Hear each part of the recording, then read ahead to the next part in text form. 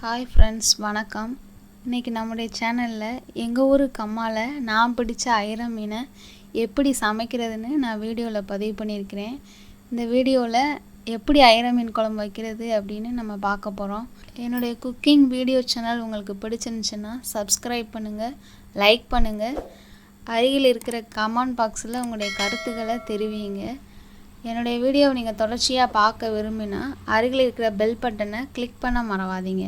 வாங்க வீடியோக்குள்ளே பார்க்கலாம்.